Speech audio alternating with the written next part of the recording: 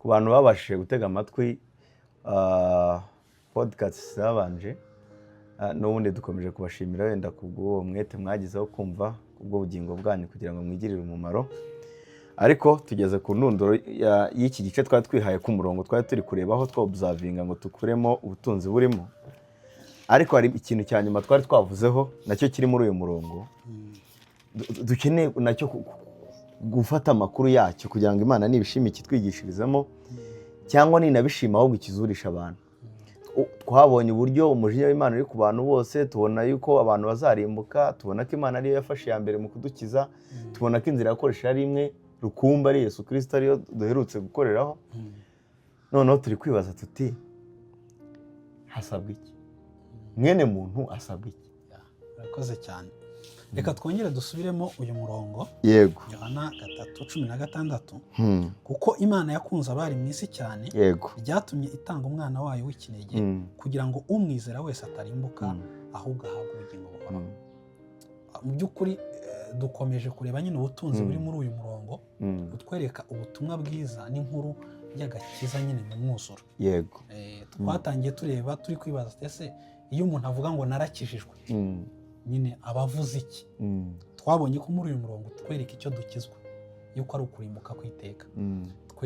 Uyu murongo ukatwereka udukiza ni Imana, ukatwereka icyo yashingiyeho idukiza ni urukundo rwayo, kuko Imana yakunze abari mu isi.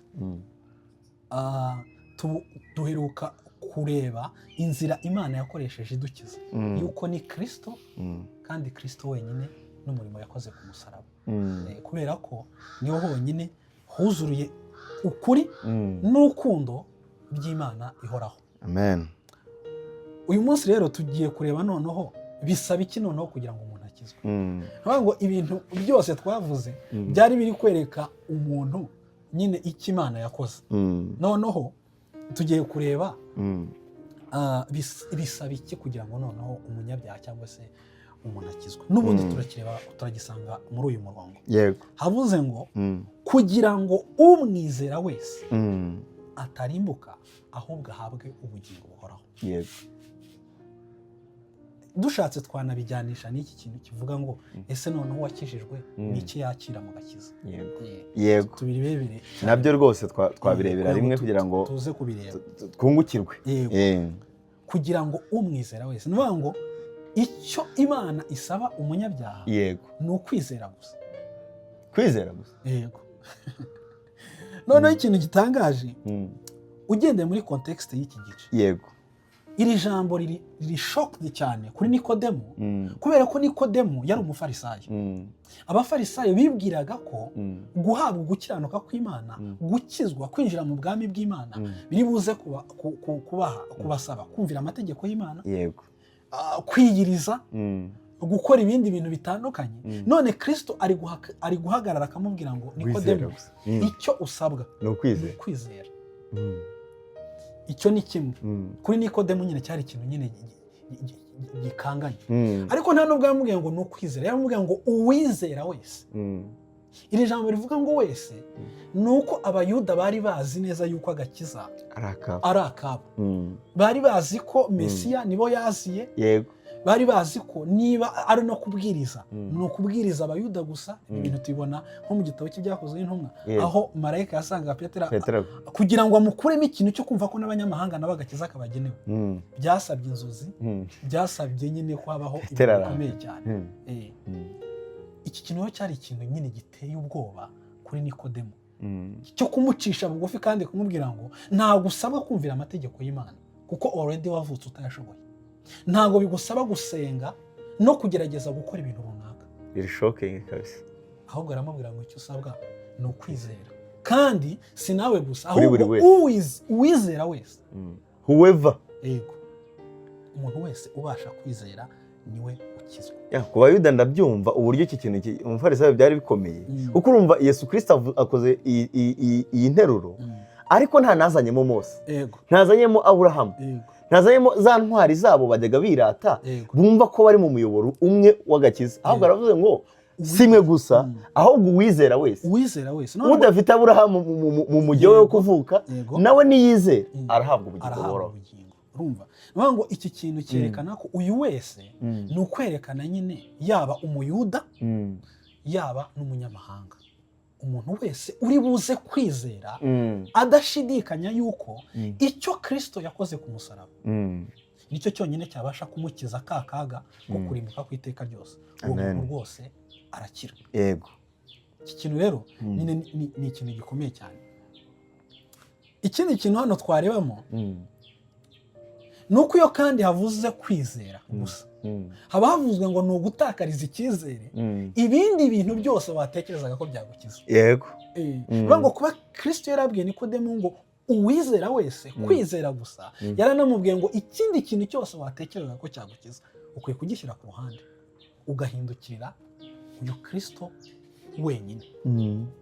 Ibi rero bivuze ngo gusenga k'umuntu gutanga kwiwe ubupfura bwiwe kwitwararika kwiwe kumvira imihango y'idini bya bindi byose twavuze ibintu byose ntabwo byabasha gukiza umuntu. Icyo Imana isaba umuntu ni ukwemera mu mutima adashidikanya yuko icyo Kristo yakoze ku musaraba uwo Kristo ari we n'icyo yakoze kubyemera nibyo byonyine bibasha kugukiza ukurimbuka ku iteka ryose.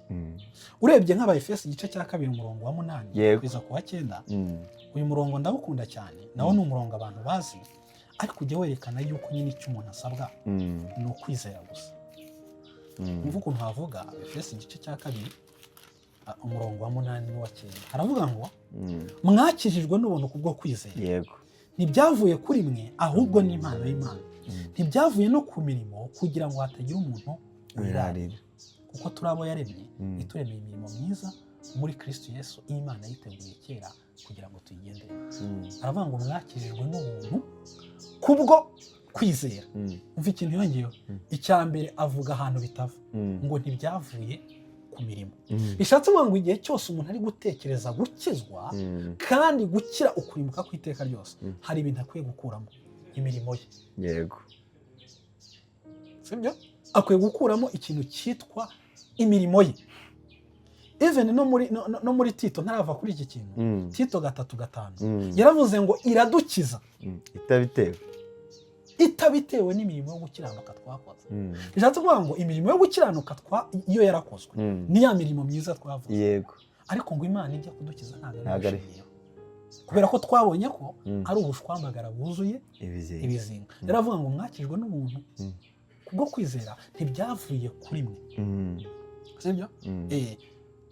Ngo rero igihe umuntu natekereza gukizwa first abanze yikuremo. Yego, uwo ari we aho akomoka aho aturuka abanze yikuremo. Sibyo? muri make nta bupfura mu gakiza nta munyanaka mu gakiza ntikavukana. Nuvuga ngo agakiza ntikagenwa n'ubwoko runaka, igihugu, urwego rw'ubumenyi umuntu afite cyangwa se amateka y'umuntu. Umuntu asabwa kwizera gusa. Whoever believe arakira arahabwa ubugingo buhoraho. Yego, rero Pawulo aravuga ngo ntibyavuye kuri mwe. Iki cyo nyine gikwiye kumvikana neza. Nutekereza gukizwa ukurimbuka ku iteka ryose, nutekereza gukizwa Imana ukwiye kubanza kwikuramo. Niba utekereza gukizwa ukabanza ukishyiramo ndagira ngo nkubwire ngo ntabwo urakizwa. Kubera ko yavuze ngo dukizwa n'ubuntu kubwo kwizera ntibyavuye kuri twe. Ikindi kintu cya kabiri ntibyavuye ku mirimo kutagira uwirarira. Imana izi pride zacu. Ni ukuvuga ngo ntibyavuye no ku mirimo. Nuvuga ngo nutekereza gukizwa ukuremo ikintu cyitwa imirimo yawe. Kandi imirimo ntabwo ari imirimo mibi iri kuvugwa, imirimo myiza. Yego, gusenga, kugira gute, gufasha abakene, ibyo ntabwo byavuye ku mirimo. Agakiza Imana itanga ntabwo tugaheshwa n'imirimo. Yego, turaza kureba hano imirimo ahantu ijya. Imirimo uburyo imirimo ntabwo ari iduhesha agakiza. Yego, cyakora ni ikimenyetso kigaragaza ko umuntu yakijijwe. Muri uwo murongo babivuze. Yego, impamvu ngo Imana kudukiza ari ukwizera gusa ngo ni ukugira ngo hatagira umuntu wirarira. Bishatse kuvuga ngo ni cya kintu twavuze yuko agakiza gakwiye kuba ari ak'Imana. Sibyo? Bishatse kuvuga ngo ubundi agakiza umuntu yihaye arakirata.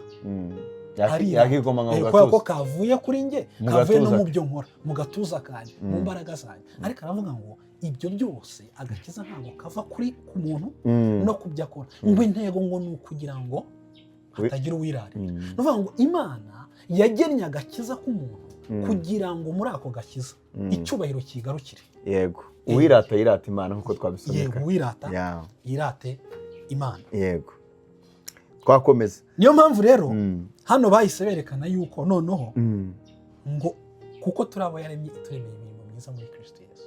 Urumva umuntu wabashije kwizera bizana imirimo, kandi ngo iyo mirimo ngo niyo Imana ngo yamugeneye kuva kera kugira ngo isi itararemwa kugira ngo ayigenderemo. Hari ibintu nkunda kumva abantu bavuga ngo ukwiye ngo kumenya ngo purpose of life, ngo ukamenya ngo intego y'ubuzima bwawe, ngo ukayigenderamo.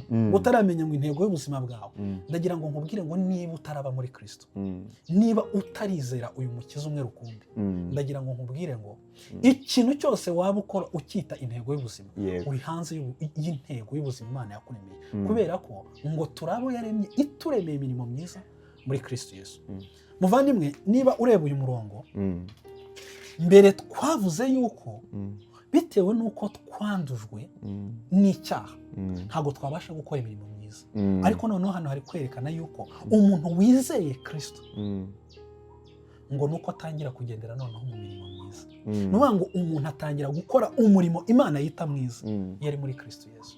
Biratangaje kuko nko hasi ku murongo wa 18 akwereka ko mu gihe cyose tutobeyinze by'uko kuri ko kwizera, haranditse ngo uwizera umwana ntacirwaho iteka, utamwizera amaze gucirwaho iteka. Yohana 3 n'ubundi niho tukiri ku murongo wa 18. Bivuze ngo n'ubundi iyi nzira Imana yaciye ikaba iri guhamagara ngo izere ibi ngibi nakoze, nutabyizera yateka n'ubundi iri gucirwaho. Even urebye nko ku murongo wa 36 ushaka kwasome kuri icyo gice ahita yerekana yuko nyine wa mujinya ngo uwizera uwo mwana ababonye ubugingo buhoraho, ariko utumvira uwo mwana ntazabona ubugingo buhoraho, ahubwo umujinya w'Imana uguma kuri we.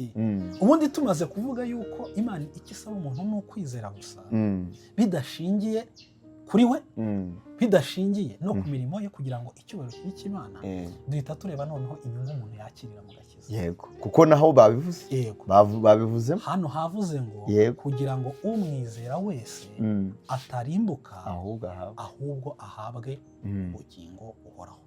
Nshaka kukubaza, ubugingo buhoraho ni iki? Ikintu cya mbere ndibuze kubanza kuvuga ni uko ubugingo buhoraho tutarabusobanura ni ikintu umuntu ahabwa. Yavuze ngo kugira ngo umwizera wese atarimo ngo ahubwo ahabwe.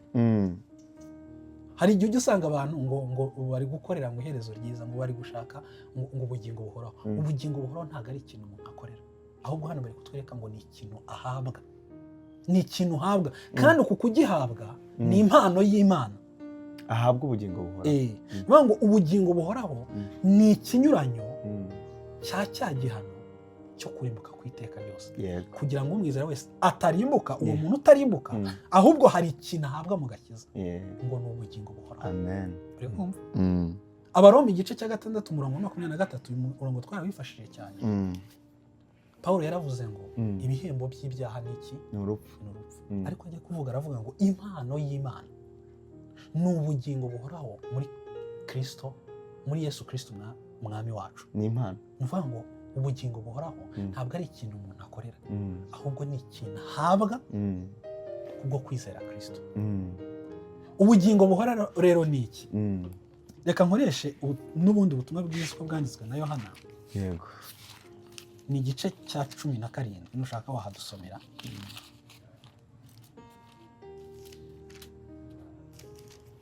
Umurongo wa 3. Mvuga ukuntu abisobanura nyine mu buryo bworoheje.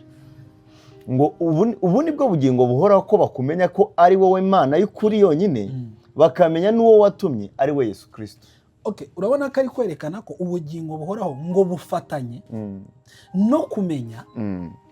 Sibyo? Urabona ngo ubu ni bwo bugingo buhoraho ko bakumenya, ngo yuko bakumenya ari we Mana yonyine y'ukuri yonyine, ko ari we Mana y'ukuri yonyine, ngo ariko kandi bakamenya n'uwo watumye, ngo bakamenya n'uwo watumye ari we Yesu Kristo. Kubera iki ari we Yesu Kristo? Nuko ari we wabashije guhaza bwa butabera bw'Imana kugira ngo umuntu ubasha kumwizera abe noneho cya gihano kimukuweho ahabwe ikindi kintu cyitwa ubugingo buhoraho. Amen. Nikumva bishatse ngo rero ubugingo buhoraho bufatanye no kumenya Imana yuko ari imwe, ariko kandi ukamenya n'uwo watumye ari we Yesu Kristo. Ari nayo mpamvu twanavuze yuko nyine kuvuga yuko uri buze guhabwa ubugingo buhoraho bidaciye kuri Kristo, yego, uri guhakana nyine inzira Imana yagennye. Kuko twabonye ko iyi nzira ariyo yonyine, ni ukumenya Imana y'ukuri yonyine, ukamenya n'uwo watumye, n'uwo Imana yatumye, ari we Yesu Kristo. None se ubu bugingo buhoraho cyazo ngize nyine buhoraho? Yego rwose. Kuko imitima y'abantu ni kwibaza ibi bintu uku tubisomye byoroshye, kugira ngo umwizera wese atarimbuka, ahubwo ahabwe ubugingo buhoraho. Urumva ko ni ubugingo buhoraho nyine. Ubundi akenshi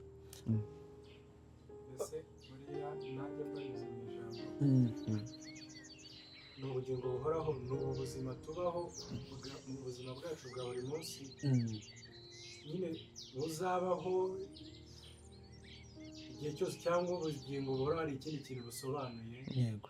Okay, hari uko kumenya twabyumvishe, kumenya Kristo, kumenya Imana muri Kristo, no kwizera Kristo, ukamumenya Imana, bikaba ari inyungu y'umuntu wizeye. Nyine ubwo bugingo buhoraho, sinzi ari uburyo bibiri bivuga, cyangwa se abantu bakavuga ubugingo buhoraho, umuntu akaba yatekereza ko ari iyindi ngororano ntasobanukirwe ibyo ari byo mu by'ukuri. Ngo yumve icyo kintu gihoraho ni ikihe, muri uko guhoraho umuntu azaba ameze ate, aba ameze ate, niba ari uko tugomba kuba tumeze. Nko muri make, okay, ubugingo buhoraho imiterere yabwo ni ubuhe? Ese ubundi bwo butangira ryari? Kuba buhoraho se ni uko twabaye umwe twamenye Kristo gusa w'ukuri, cyangwa ni uko tuzabaho ubuzima bwacu mirere na mirere, icyo nakita nka mirere na mirere? Ese hari iki byanditswe byari bibivugaho? Yego rwose. Tuzaba twarahindutse. Okay, ikintu nyine Bibiliya yerekana ni uko first dukwiye kumva ko ubugingo buhoraho bufatanye no kumenya Kristo. Amen. Sibyo? Nka Yohana w'ubutumwa bwiza igice cya 4, Yesu Kristo ari kuganira na wa Musamariyakazi. Yego. Ku murongo wa 10 yaramubwiye ngo, Yesu aramusubiza ati, iyaba wari uzi impano y'Imana, yego, ukamenya n'ugusabye amazi, umusabye nawe akaguha amazi y'ubugingo. Okay, ni nkaho uyu Kristo yabwiraga uyu mugore akamubwira ngo, iyaba wari uzi umuntu ugusabye amazi first, warangiza ukaba uzi n'impano y'Imana, nawe umusabye akaguha amazi y'ubugingo. Bishatse kuvuga ngo kwakira iyi mpano y'Imana, kwakira ubugingo buhoraho, bifatanye no kumenya Kristo uwo ari we. Kubera ko hari indirimbo tujya turimo ivuga ngo niwe bugingo bwanjye. Nyine Kristo niwe bugingo. Nituza gutekereza ubugingo buhoraho, tujye dutekereza nyine Kristo. Kuko Yohana ubutumwa bwiza iki gice cya 1 ku murongo wa 4 yaravuze ngo muri we harimo ubugingo, kandi ubwo bugingo bwari umucyo w'abantu. Rero kenshi iyo turi gutekereza ubugingo buhoraho, kenshi rimwe dutekereza mu gihe cy'imyaka myinshi. Yego. Sibyo? Yego, nabyo nibyo. Ariko iyo turi kuvuga ubugingo buhoraho, tuba turi kuvuga ubuzima bwuzuye, tuba turi kuvuga ubuzima bw'ukuri. Yego. Tuba turi kuvuga ubuzima bw'Imana mu muntu. Sibyo? Ubu buzima rero buraboneka. Tuba turi kuvuga kuba umuntu ari gusubira mu busabane nyakuri n'Imana biciye muri Kristo Yesu. Kuko urebye nko muri Yohana,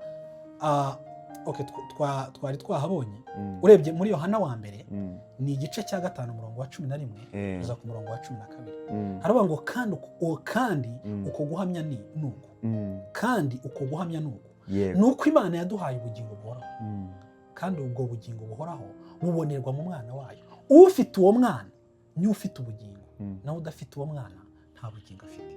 Niba wumva neza, ntabwo twavuga ubugingo tutavuze Kristo. Ntabwo twabitandukanye. Kuko ufite Kristo ni ufite ubugingo. Ubwo bugingo arabufite. Kandi ubwo bugingo ni ubuzima nyine bw'ukuri buva ku Mana. Umuntu ahabwa guhera yizeye Yesu Kristo no kugeza iteka ryose. ibyo bintu nyamona bikunda kuremera imitima y'abantu. Iyo lifetime ubwo icyo gihe bizamara, ariko koko ni ubuzima bw'iteka ryose, ndetse n'ibyanditswe bihagararaho. Wenda reka nkoreshe nk'urwandiko rwandikiwe Abaheburayo 5 ku murongo wa 9, baba bari kuvuga ku butangiriro bwa Yesu Kristo. Haravuga ngo amaze gutunganywa rwose abera abamwumvira bose umuhesha w'agakiza kadashira. Bivuze ngo ibyo bintu ni ibintu bihoraho rwose. Ku muntu nyine waba ushidikanya kwibaza ngo ngese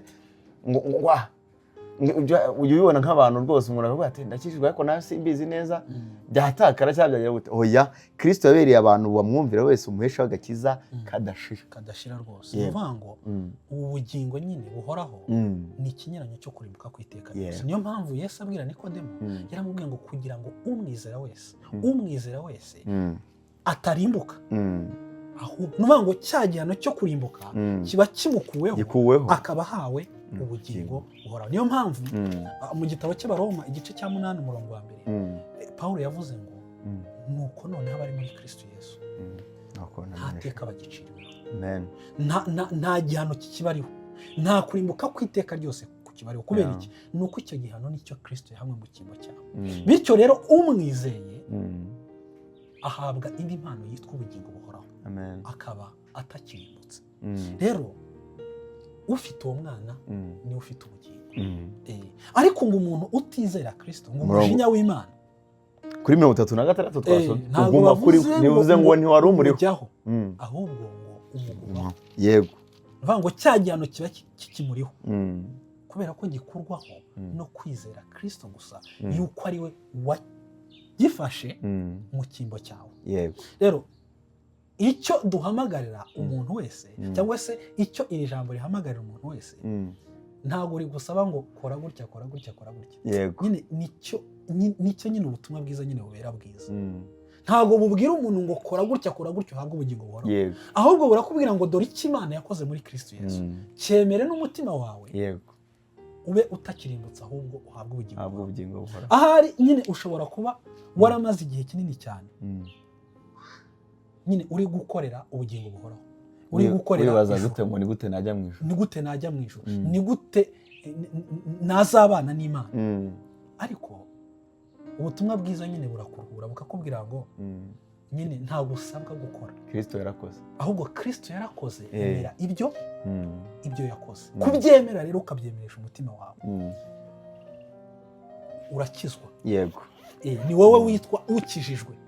Ni wowe ushobora guhamya ukavuga ngo aka kanya sinzarimbuka. Ni wowe ushobora kuvuga ngo aka kanya ndi umukristo. Ni wowe ushobora kuvuga ngo aka kanya mpfuye najya mu ijuru. Ntabwo uba ukicaye uvuga ngo ndi gusaba iherezo ryiza, kubera ko Imana yashenjaguye Kristo mu cyimbo cyawe, yaramubabaje, kugira ngo numwizera wowe uhabwe ubugingo buhoraho. Avandimwe, dukonkludinga dusoza kuri iki kintu, n'ubundi turi kureflectinga ku byo Yesu Kristo yari ari gusubiza Nikodemo, n'ubundi inzira nimwe nk'uko twabibonye, kandi nyine hari ibyiza biri mu kuba Yesu Kristo nyine atanga ubugingo buhoraho ku muntu umwizeye. Agakiza nk'uko kari n'ubundi mu Isezerano rya kera, iyo nkuru niyo n'ubundi Yohana agarura aha ngaha akavuga ngo nk'uko Mose yamanitse inzoka mu butayu. Rero n'uyu munsi Kristo niko ashimye gukiza abantu, amanikwa ku giti kugira ngo numwizera aka kanya uhabwe ubugingo buhoraho. Ni ibintu bikorwa ako kanya, ntabwo ari igihe uzagahabwa, urahabwa ubugingo buhoraho, niko ibyanditswe byavuze. Rero tugira ngo dusoze tukubwira ngo wowe utizera urahamagarirwa kwizera ubutumwa bwiza, kuko muri bwo aribwo harimo ubukiro bwawe bwonyine, kugira ngo ubugingo bwawe bukire. Ariko no kubizera bahamagarirwa kongera kwibutsa ubutumwa bwiza buri munsi, umunsi kundi, kugira ngo Yohana nk'uko yabivuze, umunezero wabo ube mwinshi mu kuba bwose bari kumva icyo Yesu Kristo yakoze ku bwabo, kugira ngo ubwo bazaba babayeho muri ubu buzima bwa buri munsi bajye bashima Imana, bajye banga agakiza n'ak'Imana. Kubera ko urabona nyine ku muntu utizera, ubundi twagakwiye kumubaza ese kuvuga ko wakijijwe iki? Wakijijwe nande? Yagukijije iki? Yego, ni icyo uzi yashingiye hagukiza. Niba atari ibyo biri hamwe, ndagira ngo tuguhamagarire wizere Kristo Yesu. Yego, ariko kandi ku muntu wizera ubutumwa bwiza, Yohana niwe wanditse aravuga ngo mbandikiye ibyo ngo kugira ngo umenye ko mufite ubugingo buhoraho. Yego. Yohana 3:16 ni umurongo ubwira n'abizera ukababwira ngo ibi ngibi byandikiwe kugira ngo mwongere mwumve yuko mufite ubugingo, mumenye yuko mufite ubuzima bw'iteka ryose, mutagiciriweho iteka. Amen. Mwicaye muzi neza yuko muzabana n'Imana mu gihe mukiriho, Imana ikabahamagara nyine kugendera muri ya mirimo myiza Imana yabahamagariye. Reka dusubikira aho ngaho kubizera nababwira ngo Maranatha, ku bategereje kugaruka k'umwami, ku batizera byaba ari agahinda gakomeye. Rero ningingira imitima yanyu kugira ngo Imana nibishima ibahe impano yo kwizera, kuko nabyo tukomeje muri iki gice tubona ko ari Imana itanga ubwo buntu. Murakoze.